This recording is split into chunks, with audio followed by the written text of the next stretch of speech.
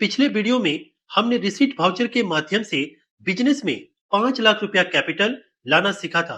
अब अगर इस कैश का कुछ हिस्सा बैंक में जमा करना हो या बैंक से कैश निकालना हो या फिर एक बैंक से दूसरे बैंक में कैश को ट्रांसफर करना हो तो इसकी एंट्री हम कैसे करेंगे। इन सब ट्रांजैक्शन के लिए हम टेली प्राइम में कॉन्ट्रा वाउचर का इस्तेमाल करते हैं। आज हम इसे बिल्कुल प्रैक्टिकल तरीके में समझेंगे और कैश को बैंक में डिपॉजिट करके इसकी एंट्री भी करेंगे। मैं हूं विजय कुमार और आप देख रहे हैं टेक्नोलॉजी एंड टारगेट। चलिए आज का वीडियो शुरू करते हैं। सबसे पहले हम समझ लेते हैं कि कॉन्ट्रा वाउचर का इस्तेमाल कब किया जाता है। जब आप अपने बिजनेस का कैश बैंक में ले जाकर जमा करते हैं तो इसकी एंट्री हम कॉन्ट्रा वाउचर में करते हैं, या फिर अगर आप बैंक से कैश निकालते हैं तो इसकी एंट्री भी हम कॉन्ट्रा वाउचर में करते हैं, या फिर अगर आप एक बैंक से कैश निकालकर दूसरे बैंक में ट्रांसफर करते हैं तो इसकी एंट्री भी हम कॉन्ट्रा वाउचर में करते हैं। अब मान लीजिए कि मैंने 3 लाख रुपया स्टेट बैंक ऑफ इंडिया में जमा किया, तो इसकी एंट्री करने के लिए सबसे पहले आपको इस वाउचर के ऊपर क्लिक करना है। वाउचर पर क्लिक करते ही आपके सामने वाउचर विंडो खुलकर चला आता है और इधर आप देख सकते हैं कि यहाँ आपको मिल जाता है कॉन्ट्रा वाउचर। इसके ऊपर आपको क्लिक करना है, या फिर आप कॉन्ट्रा वाउचर का शॉर्टकट अपने कीबोर्ड से F4 भी प्रेस कर सकते हैं। तो फिलहाल मैं इस कॉन्ट्रा वाउचर के ऊपर क्लिक कर देता हूँ। कॉन्ट्रा वाउचर पर क्लिक करते ही आप देख सकते हैं कि यहाँ आपको कॉन्ट्रा वाउचर लिखा हुआ मिल जाता है, यानी कि अब कॉन्ट्रा वाउचर का स्क्रीन आपके सामने खुला हुआ है और यहाँ आपको लिखा हुआ मिलता है क्रेडिट और यहाँ आपको मिलता है कैश का ऑप्शन, यानी कैश को क्रेडिट करना है। अब सवाल यह है कि हम कैश को क्रेडिट क्यों करेंगे। कैश एक रियल अकाउंट होता है और रियल अकाउंट का रूल्स है debit what comes in and credit what goes out, यानी जो आए उसे डेबिट करो और जो जाए उसे क्रेडिट करो। इस ट्रांजैक्शन में 3 लाख कैश हमारे कैश बैलेंस से निकलकर बैंक में जमा हो रहा है, इसलिए कैश अकाउंट को हम क्रेडिट करेंगे। इसके लिए हम सिंपली इस कैश के ऊपर क्लिक करेंगे।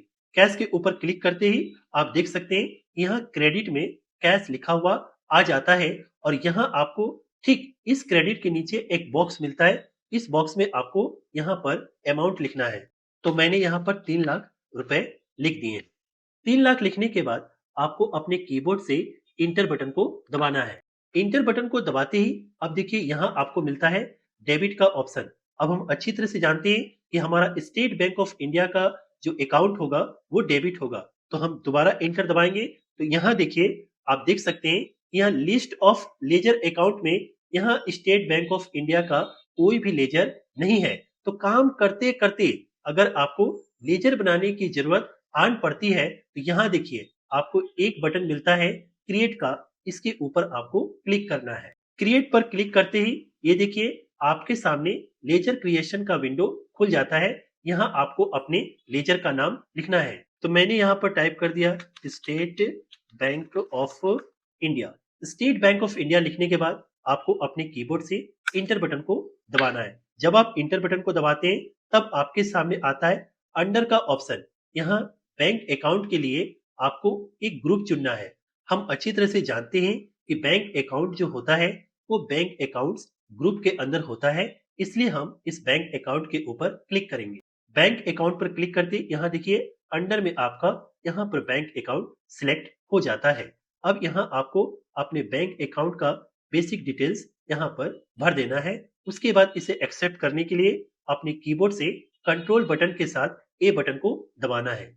जैसे ही आप कंट्रोल बटन के साथ ए बटन को दबाते हैं आपका लेजर बनकर एक्सेप्ट हो जाता है और यहाँ देख सकते हैं कि डेबिट वाले घर में यहाँ भरकर चला आता है। लेकिन अब एक प्रश्न उठता है कि यहाँ हमने स्टेट बैंक ऑफ इंडिया को डेबिट क्यों किया।